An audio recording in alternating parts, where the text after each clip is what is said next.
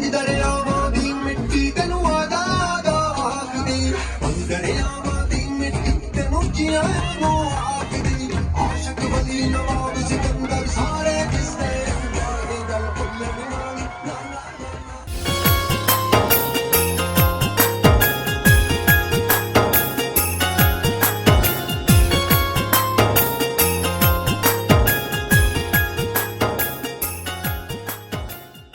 सत श्री अकाल प्रणाम दोस्तों। एक पिंड पंजाब दा चैनल टीम अज पहुंची है जी आनंदपुर साहब। आनंदपुर इत्थे शाहकोट दे नाल ही बिल्कुल पिंड है जी। इत्थे साडे चढ़दे पंजाब तो जिहड़े कि कैनेडा दे विच मुकीम ने कुलविंदर सिंह तूर साहब वो इत्थे आए। इत्थे स्कूल दा इन्हां ने इफ्ताह करना सीगा। बड़ी खुशी वाली गल है कि हुण चढ़दे पंजाब तो जिहड़े लोग साडे सिख वीर आ वो इत्थे पाकिस्तान दे विच जिहड़े किसी न किसी मौके ते मतलब कई बारी कोई डिस्पेंसरी का इफ्ताह हो रहा उत्थे आ रहा, कोई स्कूल का इफ्ताह हो रहा उत्थे आ रहा। तो मैं समझदा कि एक सिख मुस्लिम जी दोस्ती आ इनू भी अगे लैके ये गल जाएगी। असीं इन्हां नूं पाकिस्तान की तरफों वैलकम करते हैं और इत्थे आनंदपुर पिंड दे विच आए आ। इन्हां दा भरपूर तरीके नाल इस्तकबाल होया भी तुसीं देखिया होना। तो इन्हां नूं थोड़ा जिहा पुछना कि इंडिया तो किहड़ी जगह तो आ, इन्हां दे बाओ-अजदाद इत्थों गए आ या उत्थों दे रहण वाले, सारियां गल्लां बातां आपां इन्हां नाल करनीआं। पहले तो वैलकम करते हैं जी तुहानूं पाकिस्तान आमद ते किहो जिहा लगा तुहानूं इत्थे? जी थैंक यू वेरी मच। मैं अपने आप दे घरे आया तो ऑफकोर्स वधिया ही लग्या। तो मैनू मतलब कि पहला सोचा नहीं सी इहो जिहा स्वागत होएगा मेरा। अच्छा हाँ जी बिल्कुल। तो बाकी चौधरी साहब ने जो भी अरेंजमेंट किया सारिਆਂ ने पिंड वालिਆਂ ने, तो मैं सारी जिंदगी भुल नहीं सकदा गा। मेरा नहीं ख्याल कि शायद तुहाडे विआह ते भी कोई इदां दा सिस्टम होया होवे। नहीं मैनू नहीं लगदा गा। तो ਉਹਦੇ ਵਿਆਹ ਨਾਲੋਂ ਵੀ ਬਹੁਤ ਵਿਆਹ ਨਾਲੋਂ ਕੰਮ ਵੱਧ ਗਿਆ। ਤੇ ਬਹੁਤ ਬਹੁਤ ਸ਼ੁਕਰਗੁਜ਼ਾਰ ਹਾਂ ਮੈਂ ਸਾਰਿਆਂ ਦਾ, ਚੌਧਰੀ ਸਾਹਿਬ ਦਾ, ਜਿੰਨੇ ਵੀ ਇੱਥੇ ਹੈਗੇ ਆ ਸੱਜਣ ਸਾਰਿਆਂ ਦਾ ਬਹੁਤ ਬਹੁਤ ਸ਼ੁਕਰਾਨਾ, ਪਿੰਡ ਵਾਲਿਆਂ ਦਾ ਬਹੁਤ ਬਹੁਤ ਸ਼ੁਕਰੀਆ ਅਦਾ ਕਰਦਾ। ਲੋਕਾਂ 'ਚ ਤਾਂ ਕੋਈ ਫਰਕ ਨਹੀਂ ਲੱਗਾ ਹੋਣਾ, ਆਪਣੇ ਵਰਗੇ ਉਦਾਂ ਦੇ ਆ। ਇਹ ਸਾਡੇ ਹੀ ਲੋਕ ਹੈ ਜੀ, ਅਸੀਂ ਇਹਨਾਂ ਦੇ, ਸਾਡੇ ਇੱਕੋ ਥਾਂ ਤੋਂ ਹੀ ਆਪਾਂ ਪਹਿਲਾਂ ਰਹਿੰਦੇ ਸੀਗੇ ਤੇ ਬਾਅਦ ਦੇ ਵਿੱਚ ਹੀ ਆਪਣਾ ਅੱਡ ਹੋਏ 47 ਵੇਲੇ। ਕੁਛ ਉਹ ਵੀ ਕੋਈ ਸਰਕਾਰਾਂ ਦੀਆਂ ਚਾਲਾਂ ਸੀਗੀਆਂ ਜਿਹਦੇ ਕਰਕੇ ਆਪਾਂ ਅੱਡ ਹੋਏ ਆ, ਨਹੀਂ ਤਾਂ ਆਪਾਂ ਇੱਕ ਹੀ ਹੈ, ਸਭ ਕੁਝ ਇੱਕ ਹੀ ਹੈ, ਆਪਣੇ ਕਲਚਰ ਇੱਕ ਹੈ, ਸਭ ਕੁਝ ਇੱਕ ਹੈ ਜੀ। ਅੱਛਾ ਆਪਣੇ ਜਿਹੜੇ ਉੱਥੇ ਪਿਛੋਕੜ ਇੱਥੋਂ ਗਏ ਆ ਬਜ਼ੁਰਗ ਆਪਣੇ ਜਾਂ ਉੱਥੋਂ ਦੇ ਰਹਿਣ ਵਾਲੇ ਸੀ? ਨਹੀਂ ਅਸੀਂ ਉੱਥੋਂ ਦੇ ਹੀ ਰਹਿਣ ਵਾਲੇ ਹਾਂ, ਮੋਗਾ ਦੇ। ਮੋਗਾ ਸ਼ਹਿਰ? ਮੋਗਾ, ਹਾਂ ਮੋਗਾ ਸ਼ਹਿਰ ਹੈ ਤੇ ਹੁਣ ਡਿਸਟ੍ਰਿਕਟ ਬਣ ਚੁੱਕਿਆ ਹੈ। ਆਪਣਾ ਪਿੰਡ ਆ ਉੱਥੇ ਕੋਈ ਨੇੜੇ? ਪਿੰਡ ਨੇੜੇ ਹੈਗਾ ਖੋਸਾ ਕੋਟਲਾ। ਅੱਛਾ ਹਾਂਜੀ ਪਿੰਡ ਨੇੜੇ ਖੋਸਾ ਕੋਟਲਾ, ਪਰ ਅਸੀਂ ਰਹਿੰਦੇ ਮੋਗਾ ਹੀ ਆ। ਸ਼ਹਿਰ ਉਥੋਂ 10-12 ਕਿਲੋਮੀਟਰ ਦੂਰੀ ਤੇ ਹੈ। ਸੁਹੇਲ ਗੁੱਜਰ ਸਾਹਿਬ ਉਹਨਾਂ ਨਾਲ ਕਿਸ ਤਰ੍ਹਾਂ ਤੁਹਾਡਾ ਮੇਲ ਮਿਲਾਪ ਹੋਇਆ? ਸੁਹੇਲ ਸਾਹਿਬ ਨੂੰ ਮੈਨੂੰ ਅੱਜ ਹੋ ਗਏ 10 ਸਾਲ ਹੋ ਗਏ ਜਾਣਦੇ ਨੂੰ। ਇਹਨਾਂ ਤੋਂ ਮੈਂ ਇੱਕ ਪ੍ਰਾਪਰਟੀ ਖਰੀਦੀ ਸੀਗੀ। ਅੱਛਾ। ਤੇ ਉਸ ਤੋਂ ਬਾਅਦ ਇਹਨਾਂ ਨੂੰ ਮੇਰੀ ਜਾਣ ਪਛਾਣ ਉਦੋਂ ਹੋਈ ਤੇ ਹੁਣ ਮੈਨੂੰ ਆਪਦੇ ਭਰਾਵਾਂ ਨਾਲੋਂ ਅਸੀਂ ਜ਼ਿਆਦਾ ਵਰਤਦੇ ਹਾਂ। ਤੇ ਮੇਰੇ ਤਾਂ ਮੈਂ ਤਾਂ ਮੇਰੇ ਅੱਬੂ ਦੀ ਫੌਤ ਹੋਣ ਤੋਂ ਬਾਅਦ ਮੇਰੇ ਤਾਂ ਅੱਬੂ ਵਾਂਗੂ ਹੀ ਹੈ ਜੀ। ਕੋਈ ਸਲਾਹ ਕੋਈ ਕਰਦਾ, ਕੁਝ ਵੀ ਮਸ਼ਵਰਾ, ਤੇ ਮੈਂ ਇਹਨਾਂ ਤੋਂ ਪਿੱਛੇ ਬਿਨਾਂ ਨਹੀਂ ਚੱਲਦਾਗਾ। ਤੇ ਇਹ ਮੇਰੇ ਅੱਬੂ ਦੇ ਸਮਾਨ ਹੀ ਹੈ ਜੀ। ਸਰਪ੍ਰਸਤਾਂ ਵਿੱਚ ਤੁਸੀਂ ਲੈ ਆਉਂਦੇ? ਹਾਂਜੀ ਬਿਲਕੁਲ। ਅੱਜ ਤੋਂ ਥੋੜੇ ਸਾਲ ਪਿੱਛੇ ਦੀ ਆਪਾਂ ਗੱਲ ਕਰੀਏ ਤਾਂ ਥੋੜਾ ਜਿਹਾ ਡਰਦੇ ਸੀ ਕਈ ਚੀਜ਼ਾਂ ਦੀ ਜਿਹੜੀਆਂ ਮਤਲਬ ਉਹਨਾਂ ਦੇ ਅੰਦਰ ਪੈਦਾ ਕੀਤੀਆਂ ਸੀ, ਖੌਫ ਪੈਦਾ ਕੀਤੇ ਸੀਗੇ। ਇਹ 4-5 ਸਾਲਾਂ ਦੇ ਵਿੱਚ ਸੋਸ਼ਲ ਮੀਡੀਆ ਦੇ ਰਾਹੀਂ ਜਿਹੜਾ ਨਾ ਬਹੁਤ ਸਾਰੀ ਅਵੇਅਰਨੈਸ ਹੋਈ, ਲੋਕਾਂ ਨੂੰ ਇੱਕ ਦੂਜੇ ਦੇ ਨੇੜੇ ਆਏ, ਕਿਹੜਾਕਣ ਖਤਮ ਹੋਈ ਆ। ਤੁਸੀਂ ਕੀ ਸਮਝਦੇ ਆ ਕਿ ਆਉਣ ਵਾਲੇ ਟਾਈਮ ਦੇ ਵਿੱਚ ਸਾਡੇ ਲਈ ਕਿਹੋ ਜਿਹਾ ਮਾਹੌਲ ਹੋਣਾ ਚਾਹੀਦਾ ਜਿਹਦੇ ਨਾਲ ਸਾਡੀਆਂ ਜਿਹੜੀ ਅਗਲੀ ਪੀੜ੍ਹੀ ਆ ਉਹਦੇ ਵਿੱਚ ਇੱਕ ਦੂਜੇ ਨੂੰ ਮਿਲਣਾ ਆਸਾਨ ਹੋ ਜਾਵੇ? ਹਾਂਜੀ ਜਿਵੇਂ ਕਿ ਤੁਸੀਂ ਹੁਣ ਦੱਸਿਆ, ਜੋ ਵੀ ਆਪਾਂ ਅੱਜ ਮਿਲ ਰਹੇ ਹਾਂ, ਘੁਲੇ ਮਿਲੇ ਆ, ਆਪਣੇ ਲੋਕਾਂ ਦਾ ਪਿਆਰ ਵਧਿਆ, ਚੜ੍ਹਦੇ ਤੇ ਲਹਿੰਦੇ ਪੰਜਾਬ ਦਾ, ਇਹ ਸਾਰਾ ਸੋਸ਼ਲ ਮੀਡੀਆ ਦੀ ਦੇਣ ਹੈ। ਤੇ ਤੁਹਾਡੇ ਵਰਗੇ ਜਿਹੜੇ ਪੱਤਰਕਾਰ ਜੋ ਸਹੀ ਰੂਪ ਦਿਖਾਉਂਦੇ ਹੈਗੇ ਆ ਲੋਕਾਂ ਦਾ, ਕੋਈ ਖਬਰਾਂ ਦਾ, ਤੇ ਉਹੀ ਚੀਜ਼ ਮਤਲਬ ਕਿ ਆਪਾਂ ਨੂੰ ਨੇੜੇ ਲੈ ਕੇ ਆਈ ਹੈ। ਤੇ ਮੈਨੂੰ ਲੱਗਦਾ ਕਿ ਜਿਸ ਹਿਸਾਬ ਨਾਲ ਇਹ ਚੱਲ ਰਿਹਾ ਹੈ ਕਿ ਅੱਗੇ ਤੋਂ ਉਧਰਲੇ ਲੋਕ ਵੀ ਇਹੀ ਚਾਹੁੰਦੇ ਆ ਤੇ ਇੱਧਰਲੇ ਲੋਕ ਵੀ ਮੈਂ ਇਹੀ ਚਾਹੁੰਦੇ ਆ ਕਿ ਇਕੱਠੇ ਹੋਈਏ, ਇੱਕ ਦੂਜੇ ਬਾਰਡਰ ਦੇ ਪਰਲੇ ਪਾਸੇ ਆਰਾਮ ਨਾਲ ਜਾ ਸਕੀਏ, ਉਹ ਇੱਧਰ ਆ ਸਕਣ, ਚਾਹੇ ਵਿਆਹ ਸ਼ਾਦੀਆਂ ਤੇ ਜਾਓ ਹੈ ਨਾ, ਜਿਵੇਂ ਮਰਜ਼ੀ, ਪਰ ਉਹ ਦੋਨੇ ਪਾਸੇ ਇਹੀ ਚਾਹੁੰਦੇ ਆ ਕਿ ਇਕੱਠੇ ਹੋ ਕੇ ਰਲ ਮਿਲ ਕੇ ਚੱਲੀਏ ਤੇ ਜਿਹੜੇ ਆਪਣੀ ਭਾਈਵਾਲੀ ਵਧੇ, ਅੱਗੇ ਸਾਂਝਾਂ ਵਧੀ ਜਾਣ। ਸਹੀ ਰੂਪ ਜਿਹੜਾ ਤੁਸੀਂ ਗੱਲ ਕੀਤੀ, ਸਹੀ ਰੂਪ ਤੁਸੀਂ ਦੱਸਣਾ ਜਾ ਕੇ। ਹੁਣ ਤੁਸੀਂ ਇੱਥੋਂ ਆਏ ਆ ਨਾ, ਤੁਸੀਂ ਸਾਰੇ ਲੋਕਾਂ ਦਾ ਪਿਆਰ ਮੁਹੱਬਤ ਦੇਖਿਆ, ਸਾਰੀ ਚੀਜ਼ਾਂ ਦੇਖੀਆਂ, ਤੁਸੀਂ ਆਪਣੀਆਂ ਅੱਖਾਂ ਨਾਲ ਜੋ ਦੇਖਿਆ ਤੁਸੀਂ ਉਹ ਸਹੀ ਦੱਸਣਾ। ਅਸੀਂ ਨਹੀਂ ਤੁਹਾਨੂੰ ਕਹਿਣਾ ਕਿ ਤੁਸੀਂ ਫਲਾਂ ਚੀਜ਼ ਜਿਹੜੀ ਐਡ ਕਰਿਓ ਜਾਂ ਫਲਾਂ ਚੀਜ਼ ਨੂੰ ਸਕਿਪ ਕਰਿਓ। ਤੁਸੀਂ ਹੱਕ ਜਿਹੜਾ ਨਾ ਉਹ ਦੱਸਣਾ। ਉਹਦੇ ਨਾਲ ਬਹੁਤ ਸਾਰੇ ਲੋਕਾਂ ਦੇ, ਤੁਸੀਂ ਅਮਨ ਦੇ ਸਫੀਰ ਦੇ ਤੌਰ ਤੇ ਪਾਕਿਸਤਾਨ 'ਚ ਆਏ ਹੋ, ਔਰ ਉੱਥੇ ਜਾ ਕੇ ਤੁਸੀਂ ਬਹੁਤ ਸਾਰੀ ਜਿਹੜੀ ਪਬਲਿਕ ਆ ਨਾ ਉਹਦੇ ਦਿਲਾਂ ਵਿੱਚ ਇਹ ਖੌਫ ਕੱਢਣਾ, ਜਿਹੜੇ ਕਹਿੰਦੇ ਆ ਕਿ ਪਾਕਿਸਤਾਨ ਗਿਆ ਸਾਡਾ ਅਦਰ ਕੰਟਰੀ 'ਚ ਵੀਜ਼ਾ ਨਹੀਂ ਲੱਗਣਾ ਹੈਗਾ, ਇੱਕ ਬਹੁਤ ਬੜਾ ਪ੍ਰੋਪੇਗੈਂਡਾ ਆ। ਖਾਸ ਕਰ ਚੜ੍ਹਦੇ ਪੰਜਾਬ ਦੇ ਵਿੱਚ ਜਿਹੜੀ ਨਵੀਂ ਨਸਲ ਆ, ਉਹਨਾਂ ਨੇ ਏਜੰਟਾਂ ਨੇ ਆਪਣੇ ਪੈਸੇ ਵੱਧ ਲੈਣ ਲਈ ਇਹ ਇੱਕ ਮਾਹੌਲ ਬਣਾਇਆ ਕਿ ਜਿਹੜਾ ਬੰਦਾ ਪਹਿਲੀ ਦਫਾ ਪਾਕਿਸਤਾਨ ਆਪਣਾ ਉਹਨੇ ਸਟੈਂਪ ਲਗਵਾ ਲਈ, ਉਹਦਾ ਕਿਸੇ ਹੋਰ ਮੁਲਕ 'ਚ ਵੀਜ਼ਾ ਨਹੀਂ ਲੱਗੇਗਾ। ਤੁਸੀਂ ਇਹਦੇ ਬਾਰੇ ਕੀ ਕਹਿਣਾ? ਬਿਲਕੁਲ, ਮੈਂ ਇਹੀ ਕਹਿਣਾ ਚਾਹੁੰਦਾ ਕਿ ਮੈਂ ਵੀ ਅੱਗੇ ਪਹਿਲਾਂ ਡਰਦਾ ਸੀ ਇੱਥੇ ਆਉਣ ਤੋਂ, ਪਰ ਮੈਨੂੰ ਚੌਧਰੀ ਸਾਹਿਬ ਨੇ ਬਹੁਤ ਵਾਰੀ ਕਿਹਾ ਤੇ ਚਲੋ ਹੁਣ ਉਹਦਾ ਸਬੱਬ ਬਣਿਆ ਸਕੂਲ ਦੇ ਕਾਰਨ, ਸਕੂਲ ਜਿਹੜਾ ਇਹਨਾਂ ਨੇ ਖੋਲ੍ਹਿਆ ਹੈਗਾ। ਤੇ ਪਰ ਇੱਥੇ ਮੈਨੂੰ ਆ ਕੇ ਬਿਲਕੁਲ ਹੀ ਨਹੀਂ ਪਤਾ ਲੱਗਿਆ। ਮੈਂ ਤੁਹਾਡੇ ਚੈਨਲ ਦੇ ਮਾਧਿਅਮ ਸਭ ਨੂੰ ਕਹਿਣਾ ਚਾਹੁੰਦਾ ਕਿ ਇਹੋ ਜਿਹਾ ਕੁਝ ਵੀ ਨਹੀਂ ਹੈ। ਇਹ ਲੋਕ ਇੰਨਾ ਜ਼ਿਆਦਾ ਪਿਆਰ ਕਰਦੇ ਆ ਤੁਹਾਨੂੰ, ਤੇ ਤੁਹਾਨੂੰ ਸਭ ਨੂੰ ਆਉਣਾ ਚਾਹੀਦਾ ਇੱਥੇ। ਤੇ ਜਦੋਂ ਵੀ ਤੁਸੀਂ ਆਏ ਤੁਸੀਂ ਆਪ ਖੁਦ ਦੇਖ ਸਕਦੇ ਹੋ। ਤੇ ਮੈਂ ਇਹ ਆਪਣੇ ਪਰਿਵਾਰ ਨੂੰ, ਆਪਣੀ ਫੈਮਿਲੀ ਨੂੰ, ਸਾਰਿਆਂ ਨੂੰ ਜਲਦ ਹੀ ਇੱਥੇ ਲੈ ਕੇ ਆਉਂਦਾ, ਆਪਣੇ ਦੋਸਤਾਂ ਮਿੱਤਰਾਂ ਨੂੰ। ਤੇ ਇਹੋ ਜਿਹੀ ਕੋਈ ਗੱਲ ਨਹੀਂ ਕਿ ਕੋਈ ਡਰ ਨਹੀਂ ਇੱਥੇ, ਬਿਲਕੁਲ ਆਪਦੇ ਲੋਕ ਆ, ਆਪਣਾ ਬਹੁਤ ਪਿਆਰ ਕਰਦੇ। ਆ ਕਰਨਾ ਆ 22 ਤਰੀਕ ਨੂੰ ਕਬੱਡੀ ਦਾ ਮੈਚ ਵੀ ਹੈਗਾ ਆ, ਇੱਕ ਬੜੇ ਪੱਧਰ ਤੇ ਬੜੇ ਪਲੇਅਰ ਜਿਹੜੇ ਇੱਥੇ ਆਉਣਗੇ। ਹਾਂਜੀ, ਸਾਡੀ ਆਪਣੀ ਚੈਨਲ ਦੀ ਤਰਫੋਂ ਵੀ ਇਹ ਇੱਕ ਗੁਜ਼ਾਰਿਸ਼ ਆ, ਇਹਨਾਂ ਨਾਲ ਵੀ ਆਪਾਂ ਗੱਲ ਕਰਨੀ ਆ ਕਿ ਜਿਸ ਤਰ੍ਹਾਂ ਇਹ ਆਪਣੇ ਅੰਗਰੇਜ਼ੀ ਨੂੰ ਆਪਣਾ ਚੁੱਕੇ ਹਰ ਹੁਣ ਸਕੂਲ ਦੇ ਵਿੱਚ, ਚਾਹੇ ਉਹ ਸਰਕਾਰੀ ਆ ਜਾਂ ਪ੍ਰਾਈਵੇਟ ਆ, ਉਹ ਇੱਕ ਲਾਜ਼ਮੀ ਸਬਜੈਕਟ ਆ। ਉਰਦੂ ਸਾਡੀ ਕੌਮੀ ਜ਼ਬਾਨ ਆ, ਪੰਜਾਬੀ ਸਾਡੀ ਹੈਗੀ ਉਹ ਮਾਦਰੀ ਜ਼ਬਾਨ, ਸਾਡੀ ਮਾਂ ਬੋਲੀ ਆ। ਕਿਆ ਇਹਨਾਂ ਨੂੰ ਸਕੂਲ ਦੇ ਵਿੱਚ ਪੰਜਾਬੀ ਕਾਇਦੇ ਲਾਣੇ ਚਾਹੀਦੇ? ਗੁਰਮੁਖੀ ਟੀਚਰ ਜਿਹੜੇ ਜਾਣਦੇ ਆ ਇੱਥੇ ਇਲਾਕੇ ਵਿੱਚ ਵੀ ਇਹਨਾਂ ਨੂੰ ਮਿਲ ਜਾਣਗੇ, ਉਹ ਸਿਲਸਿਲਾ ਸ਼ੁਰੂ ਹੋਣਾ ਚਾਹੀਦਾ। ਹਾਂਜੀ ਬਿਲਕੁਲ ਹੋਣਾ ਚਾਹੀਦਾ ਮੇਰੇ ਹਿਸਾਬ ਨਾਲ।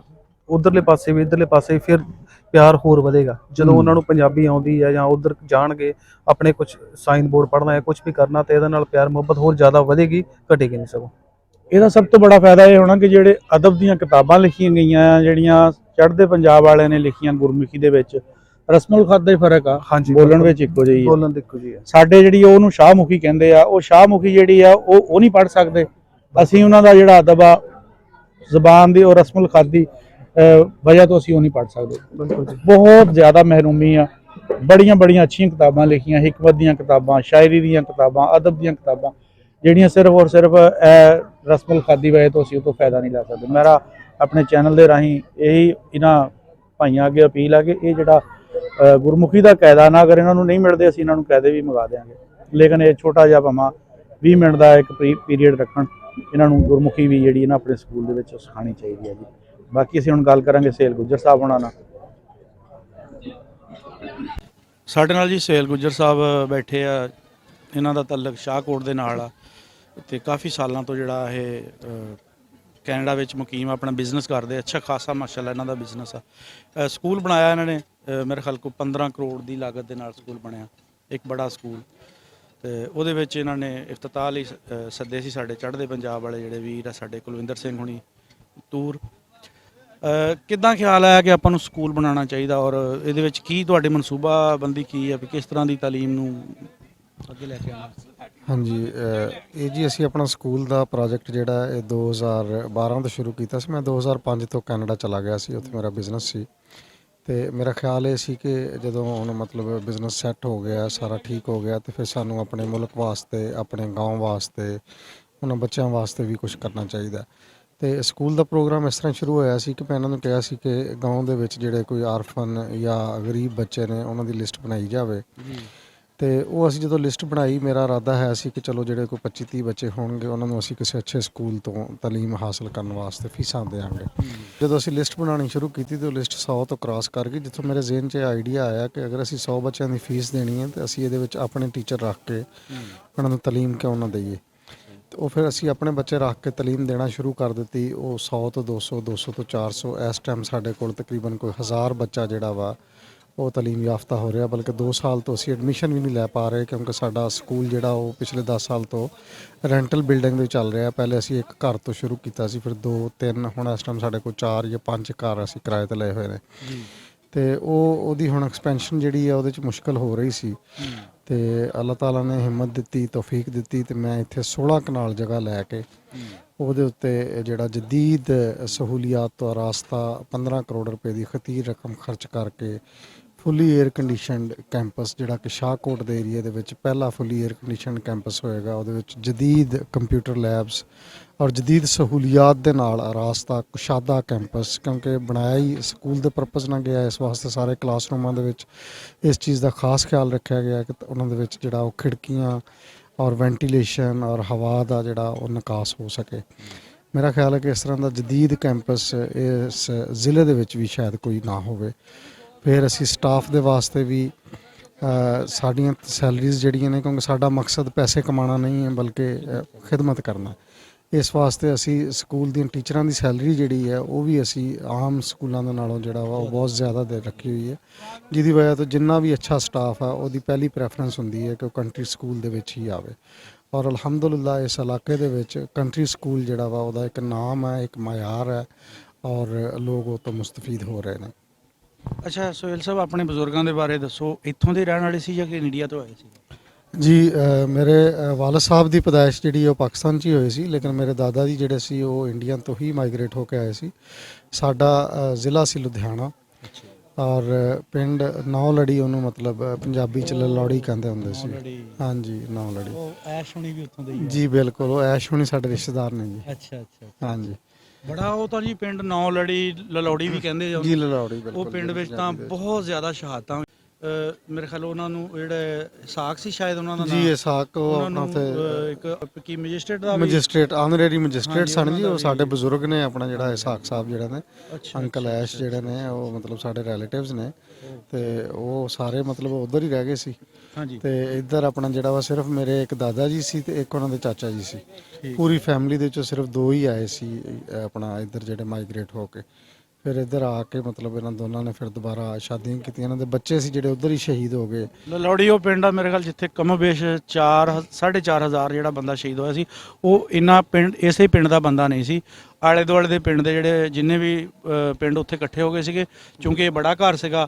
ਉਹਨਾਂ ਨੂੰ ਇਹ ਸੀ ਵੀ ਸਾਡੀ ਸੁਰੱਖਿਆ ਕਰਨਗੇ, ਸਾਡੀ ਹਿਫਾਜ਼ਤ ਕਰਨਗੇ, ਲੇਕਿਨ ਜਦੋਂ ਹੱਲੇ ਬੋਲੇ ਉਹਦੇ ਵਿੱਚ ਆ ਕੇ ਇਹ ਬਹੁਤ ਸਾਰੀਆਂ ਜਿਹੜੀਆਂ ਜੀ ਸ਼ਹਾਦਤਾਂ ਹੋਈਆਂ।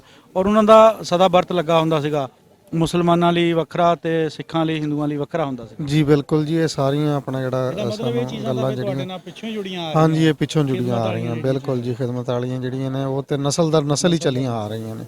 ਉਸ ਟਾਈਮ ਵੀ ਜਦੋਂ ਮਤਲਬ ਜਿਹੜਾ ਇਹ ਸਾਰਾ ਕੁਝ ਹੋਇਆ, ਜਿਸ ਤਰ੍ਹਾਂ ਤੁਸੀਂ ਵੀ ਜ਼ਿਕਰ ਕੀਤਾ, ਅਸੀਂ ਵੀ ਆਪਣੇ ਬਜ਼ੁਰਗਾਂ ਕੋਲ ਸੁਣਿਆ ਕਿ ਸਾਡੇ ਬਜ਼ੁਰਗ ਉਦੋਂ ਵੀ ਉਹਨਾਂ ਨੇ ਇਹੀ ਕੋਸ਼ਿਸ਼ ਕੀਤੀ ਕਿ ਅਸੀਂ ਢਾਲ ਬਣਾਂਗੇ ਔਰ ਹਿਫਾਜ਼ਤ ਕਰਾਂਗੇ, ਔਰ ਲੋਕ ਇਸੇ ਉਮੀਦ ਤੇ ਉਦੋਂ ਵੀ ਇਸ ਘਰ ਵੱਲ ਹੀ ਆਏ।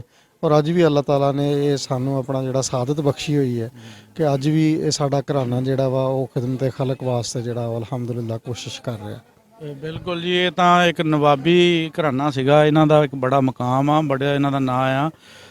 ਇੱਥੇ ਆ ਕੇ ਵੀ ਜਿਹੜਾ ਨਾ ਮਤਲਬ ਉਹ ਕਾਫੀ ਸਾਲ ਉਹਨਾਂ ਨੇ ਆਪਣੀ ਉਸੇ ਤਰ੍ਹਾਂ ਜ਼ਿੰਦਗੀ ਗੁਜ਼ਾਰੀ, ਲੇਕਿਨ ਅੱਗੋਂ ਫਿਰ ਉਹਨਾਂ ਦੀ ਜਿਹੜੀ ਨਾ ਉਹ 2 ਉਹਨਾਂ ਦੇ ਬੇਟੇ ਸੀਗੇ, ਉਹਨਾਂ ਦੇ ਅੱਗੋਂ ਔਲਾਦ ਜਿਹੜੀ ਨਾ ਉਹ ਹੈ ਨਹੀਂ, ਲੜਕੀਆਂ ਹੀ ਆ, ਲੜਕਾ ਕੋਈ ਨਹੀਂ ਹੈਗਾ। ਬਿਲਕੁਲ ਇਸ ਤਰ੍ਹਾਂ ਹੀ ਹੈ ਜੀ, ਇਹ ਤਾਂ ਅੱਲਾਹ ਤਾਲਾ ਦੀ ਦੇਣ ਹੈ। ਹਾਂਜੀ। ਔਰ ਇੱਧਰ ਆ ਕੇ ਮਤਲਬ ਜ਼ਾਹਿਰ ਆ ਉਹਨਾਂ ਦਾ ਉਹ ਨਿਜ਼ਾਮ ਜਿਹੜਾ ਮਈਸ਼ਤ ਦਾ ਵੀ ਨਾ ਰਹਿ ਸਕਿਆ, ਨਹੀਂ ਰਹਿ ਸਕਦਾ, ਲੇਕਿਨ ਇਹ ਤਾਂ ਅੱਲਾਹ ਤਾਲਾ ਦਾ ਆਪਣਾ ਜਿਹੜਾ ਆਪਣੇ ਬਜ਼ੁਰਗਾਂ ਨਾਲ। ਔਰ ਆਪਣੇ ਦਾਦਾ ਜੀ ਦਾ ਨਾਂ ਕੀ ਜੀ? ਮੇਰੇ ਦਾਦਾ ਜੀ ਦਾ ਨਾਮ ਜੀ ਹਾਜੀ ਉਮਰਦੀਨ ਸੀ। ਅੱਛਾ ਜੀ। ਔਰ ਮੇਰੇ ਵਾਲਦ ਸਾਹਿਬ ਦਾ ਨਾਮ ਚੌਧਰੀ ਮੁਹੰਮਦ ਅਖਤਰ ਗੁੱਜਰ ਸੀ।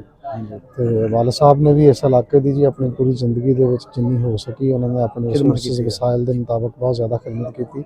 ਔਰ ਅੱਜ ਵੀ ਮਤਲਬ ਜਿਹੜਾ ਵਾ ਉਹ ਲੋਕ ਇਸ ਗੱਲ ਨੂੰ ਮੰਨਦੇ ਨੇ ਕਿ ਹਾਲਾਂਕਿ ਮੈਂ ਅਲਹਮਦੁਲਿਲਾ ਕਾਫੀ ਵਸੀ ਸਕੇਲ ਤੇ ਕੰਮ ਕਰ ਰਿਹਾ, ਲੇਕਿਨ ਗੱਲ ਇਹ ਹੈ ਕਿ ਅੱਲਾਹ ਤਾਲਾ ਦੇ ਹਾਂ ਜਿਹੜਾ ਉਹ ਨੀਅਤਾਂ ਦੇਖੀਆਂ ਜਾਣੀਆਂ ਨੇ। ਕਿਉਂਕਿ ਅੱਜ ਅੱਲਾਹ ਤਾਲਾ ਨੇ ਵਸਾਇਲ ਦੇ ਦਿੱਤੇ ਤੇ ਅਗਰ ਮੈਂ ਪੈਸੇ ਜ਼ਿਆਦਾ ਖਰਚ ਕਰ ਰਿਹਾ ਤਾਂ ਇਹ ਮਤਲਬ ਨਹੀਂ ਕਿ ਮੇਰਾ ਕਾਦੀ ਜਾਂ ਮੇਰਾ ਕੰਮ ਜਿਹੜਾ ਉਹ ਮੇਰੇ ਵਾਲਦ ਸਾਹਿਬ ਨਾਲੋਂ ਜ਼ਿਆਦਾ ਹੋ ਗਿਆ। ਜ਼ਾਹਿਰ ਹੈ ਮੈਂ ਵਾਲਦ ਸਾਹਿਬ ਦੀ ਹੀ ਲੈਗੇਸੀ ਜਿਹੜੀ ਹੈ ਉਹਨੂੰ ਲੈ ਕੇ ਅੱਗੇ ਚੱਲ ਰਿਹਾ। ਤੇ ਵਾਲਦ ਸਾਹਿਬ ਨੇ ਵਕਤ ਦੇ ਲਿਹਾਜ਼ ਨਾਲ ਉਹ ਵਕਤ ਦੇ ਲਿਹਾਜ਼ ਨਾਲ ਮੇਰੇ ਵਾਲਦ ਸਾਹਿਬ ਨੇ ਮੇਰੇ ਨਾਲੋਂ ਕਈ 100 ਗੁਣਾ ਜ਼ਿਆਦਾ ਜਿਹੜਾ ਉਹ ਕੰਮ ਕੀਤਾ। ਮਹਦੂਦ ਵਸਾਇਲ ਦੇ ਬਾਵਜੂਦ ਉਹਨਾਂ ਦਾ ਦਿਲ ਇੱਕ ਦਰਿਆ ਦਿਲ ਇਨਸਾਨ ਸਨ, ਔਰ ਉਹ ਅਲਹਮਦੁਲਿਲਾ ਇਲਾਕੇ ਵਾਲੇ ਲੋਕ ਜਿਹੜੇ ਨੇ ਉਹ ਅੱਜ ਵੀ ਯਾਦ ਕਰਦੇ ਨੇ। ਮੇਰੀ ਪਹਿਚਾਣ ਵਾਸਤੇ ਅੱਜ ਵੀ ਮੈਨੂੰ ਵਾਲਦ ਸਾਹਿਬ ਦੇ ਨਾਮ ਦਾ ਹੀ ਸਹਾਰਾ ਲੈਣਾ ਪੈਂਦਾ। ਮੇਰੀ ਅੱਜ ਵੀ ਪਹਿਚਾਣ ਚੌਧਰੀ ਅਖਤਰ ਦਾ ਬੇਟਾ ਹੀ ਹੈ। ਸੁਹੇਲ ਦੀ ਹਲੇ ਤੱਕ ਕੋਈ ਪਹਿਚਾਣ ਹੈ ਨਹੀਂ, ਕਿਉਂਕਿ ਬੋਰਡ ਦੇ ਥੱਲੇ ਬੋਰਡ ਉੱਗਣਾ ਬੜਾ ਮੁਸ਼ਕਲ, ਬਹੁਤ ਮੁਸ਼ਕਲ ਹੈ। ਇਹ ਤਾਂ ਤੁਹਾਡਾ ਬੜਾ ਪੰਨ ਆ ਜੀ। ਦੇਖੋ ਜਿਹੜੇ ਆਪਣੇ ਬਜ਼ੁਰਗਾਂ ਦੇ ਮਕਾਮ ਨੂੰ ਇਸ ਤਰ੍ਹਾਂ ਮਤਲਬ ਆਪਣੇ ਛੱਪਰ ਛਾਂ ਸਮਝਦੇ ਆ, ਉਹਨਾਂ ਨੂੰ ਕਦੇ ਵੀ ਜ਼ਵਾਲ ਨਹੀਂ ਆਉਂਦਾ ਹੈਗਾ। ਮੈਂ ਸਰਦਾਰ ਸਾਹਿਬ ਨਾਲ ਵੀ ਗੱਲ ਕੀਤੀ ਸੀਗੀ ਕਿ ਤੁਸੀਂ ਆਪਣੇ ਸਕੂਲ ਦੇ ਵਿੱਚ ਜਿਹੜੀਆਂ ਗੁਰਮੁਖੀ ਕਲਾਸਾਂ ਆ, ਪੰਜਾਬੀ ਆਪਾਂ ਪੰਜਾਬ ਨਾਲ ਆਪਣਾ ਤਲਕ ਆ, ਆਪਣੀ ਮਾਂ ਬੋਲੀ ਵੀ ਆ, ਕੋਈ ਇਹ ਵੀ ਥੋੜਾ ਜਿਹਾ ਸਿਲਸਿਲਾ ਸ਼ੁਰੂ ਕਰੋ ਕਿ ਆਪਣੇ ਕੋਈ ਇੱਕ ਅੱਧਾ ਪੀਰੀਅਡ ਜਿਹੜਾ ਨਾ ਗੁਰਮੁਖੀ ਜਿਹੜੀਆਂ ਕਲਾਸਾਂ ਉਹਨਾਂ ਦਾ ਵੀ ਲਾਓ।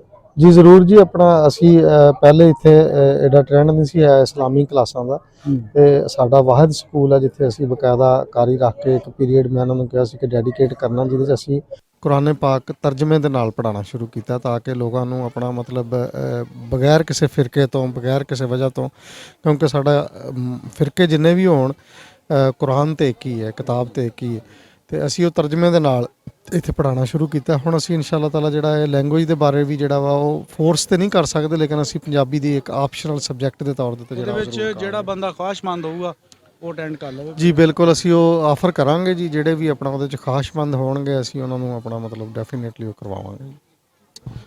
ਬਹੁਤ ਸ਼ੁਕਰੀਆ ਜੀ ਸਾਡੇ ਵੀਰ ਸੁਹੇਲ ਗੁੱਜਰ ਸਾਹਿਬ ਜਿਨ੍ਹਾਂ ਨੇ ਇਲਾਕੇ ਲਈ ਇੱਕ ਬੜਾ ਮਤਲਬ ਕੰਮ ਕੀਤਾ ਹੈ, ਜਿਹਦੇ ਵਿੱਚ ਸਕੂਲ ਦੇ ਵਿੱਚ ਬੱਚੇ ਜ਼ਰੂਰਤਮੰਦ ਜਿਹੜੇ ਫੀਸ ਨਹੀਂ ਦੇ ਸਕਦੇ ਉਹਨਾਂ ਨੂੰ ਉਹ ਫ੍ਰੀ ਤਾਲੀਮ ਦਿੰਦੇ ਆ।